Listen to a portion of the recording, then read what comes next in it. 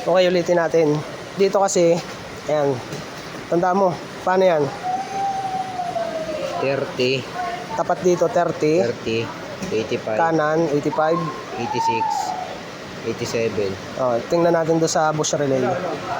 Tingnan natin doon sa bush relay.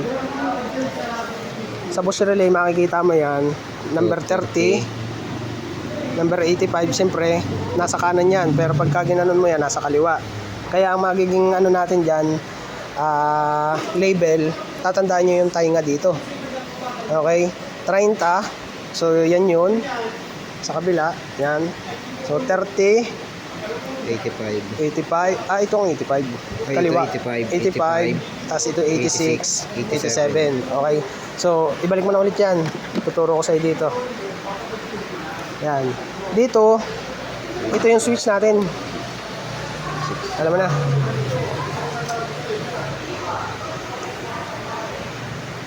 Turo ko sa'yo dito sa busina na kinakabit natin. Dito sa dalawang wire na itong itim, walang polarity yan. So kahit alin dyan ang gawin nating output para sa 87 or dito sa kabila, mahalin lang dyan. Pero dito sa red wire na ito yung galing sa switch. Ang switch kasi natin dito 86. Alin dun? Yung nasa kanan.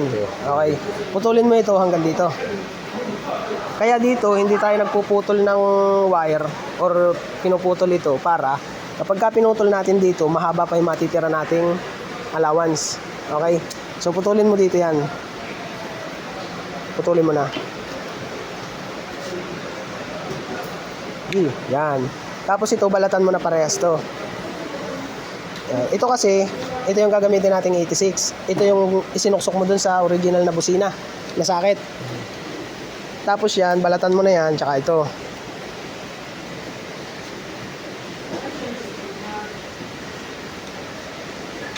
Okay.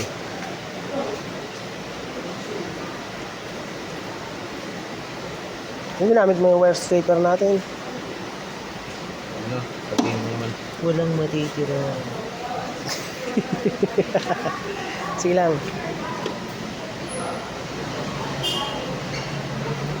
So kung magkapalto sa kamay ko. Gusto mo magtubig? Sige. Tapos yan, ito ang gagamitin na natin dito yung 87. Ito yung papunta dun sa isang polarity nung nung busina nating ikinabit. Tapos dyan yung 87. 6, 7. Yan. Yan sa itim. Kasi ito na yung sa busina eh. Yan dalawang yan. Mamimili na lang tayo dyan kung alin yung positive at negative. So dito, ito yung 86, ito yung switch. Ito sa 87 na ito. Oo, yan. Ito sa busina. Yan yung papunta sa busina.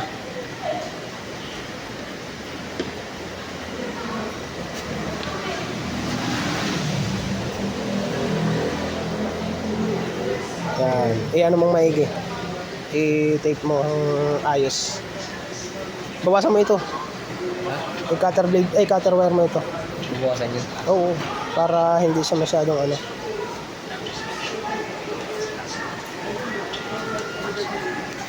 Tapos yan, dahil na-tape mo na yung 87, ito naman yung switch. So yan yung 86.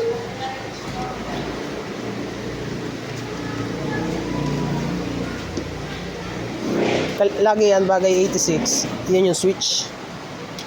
Kahit alin yan, pwedeng gamitin natin switch ay sa park light, switch ay sa busina, switch ay sa headlight, basta 86.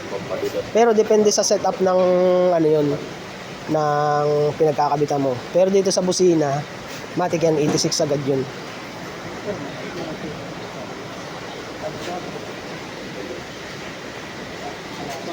I-tape mo lang ulit yan. Yan, at dahil nga na-tapean mo na yan, di na-kompleto na natin yung 87 at 86. So yung 85 natin, kalimitan negative yan or ground. Okay, so dito dahil natira natin yung isang polarity ng busina, yung dalawang kasing itim na yan, yan yung sa busina natin.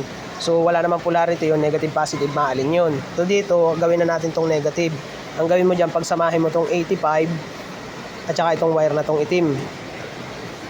Okay, iayos mo ng top, halos kapantayan lang din nun. Kailangan pagkahinila mong ganyan, yan. Okay, saka mo siya tatalaban. I-ano mo lang yan, splice lang. Hindi ko puputulin. Oo, itatapat mo doon sa pinagputulan niyang ganun. Hindi, pantayin mo. Yan. Kung ano yung tapat nung pinagputulan ng wire, yan. Diyan ka mag-splice. Balat lang, babalatan mo lang.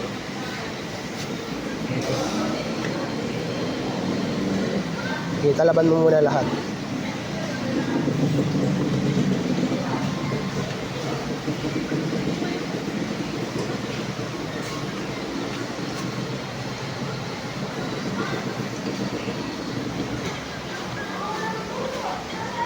Sige, balatan mo na muna lahat. At kapag ka nabalatan mo na, pwede mo nang itap dyan, magkasama sila nung 85 nung relay. Yan. Isa lang. Isa lang, oo. Kasi ground na yan eh. Sa labas.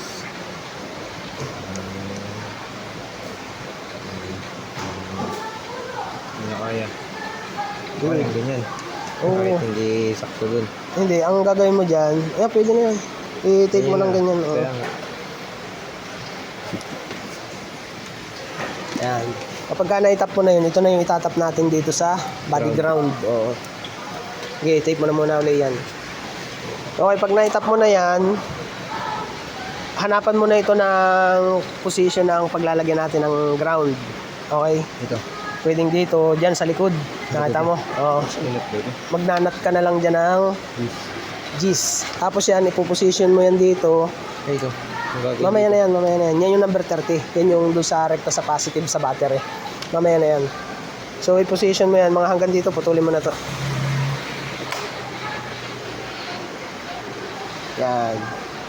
Tapos ito, itap mo na ito dito sa number 30. At itatap natin yan doon sa kuryente. Dito. Kukuha na lang tayo ng kuryente dito sa isang relay na ito.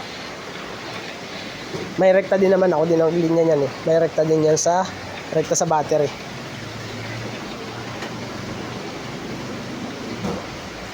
Itap mo na muna yan at kukunin na, ihingi tayo dito or tatap tayo dito ng kuryente. Doon sa number 30 din niya.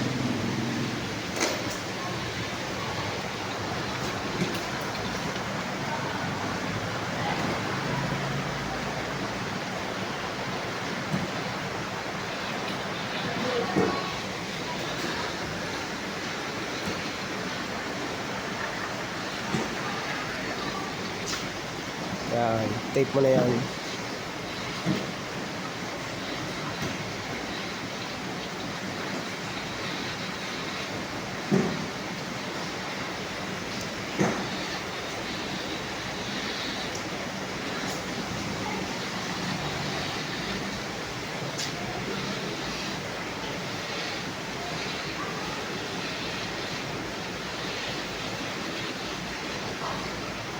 Yun. Okay, kumuha ka ng terminal na bilog. Pero itong number 30 na ito, itatap na lang natin yan dito. Bubunutin natin ito mamaya para makitap tayo doon sa number 30 nun. Kuha ka ng terminal na bilog para lalagyan natin ito ng terminal at ilalagay na namin dito sa likod nito. Nut na gis lang kailangan nun. Yan, sa pagte-terminal naman, kailangan yung pinakabilog at saka yung wire. Tanggal eh. Ganyan ang position. Tapos una mo yung tutupiin ito. Okay. Okay, tupiin mo yan. Kailangan unang maipit yung bandang wire. Hindi nga, huwag mo sa wire yan ha. Kailangan yung yan. Okay, press mong maigi. Huwag lang naman yung mapuputol. Okay, flat mo lang yan. Okay. Ay, yan ang sinasabi ko.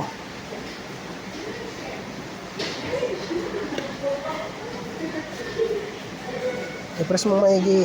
Yung tipong clamp na clamp siya, wag lang namang mapuputol. Wag sa dulo. Isagad-sagad mo yung yung pinakang cutter wire. Saan ba? Ganyan? Yan, para mas malakas ang pwersa. Kagat-kagat mo pa. Yung parang nakagat ka ng karne na hilaw. Yan, o di ba? Yan, itupi mo ng ganun. Itupi mo na, yan, saka mo itutupi para yung katawan naman ng wire ang ipipress mo dun sa pinaka-terminal na bilog. Okay. Pero hindi mo na yan hindi mo na yan katulad nung una nating pagpipress ng terminal. Ikakapit mo na lang ba? Joke lang. Okay. Kaya Tama nga. okay, okay na yan. Balutan mo na ng tape.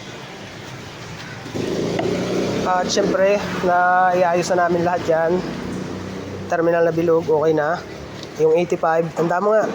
O, number ano dito? 30, 86, 85, 87. Yan, 87 papuntang busina, 85 ground kasama ng busina, 86 switch ng original na busina, at number 30 ito na yung papunta dun Battery. sa battery with fuse.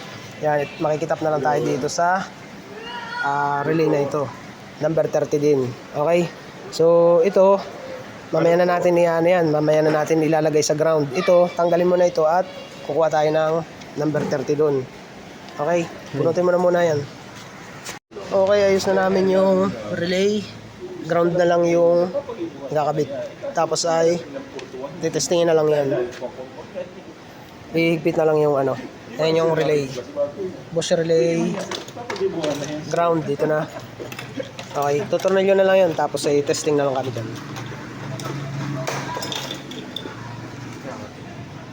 Yung open na gis.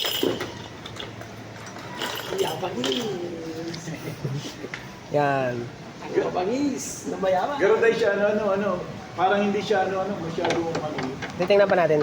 Hindi pa kasi nakalapat na maigi yung ground. kaya pa. Kaya kailangan itornilyo na agad yung ground. Okay, tornilyo mo na Pero muna. kahit na hindi punggo yung Base horn kasi yan eh. Oo. Okay, tetestingin na namin. Sige nga. Sige, laksan mo. Okay na. Ayos na. Ayos na lang namin yung mga grill stars. Dahil tetestingin namin na naka-start. Testing ulit ng busina. Okay na. Ayos na, boss.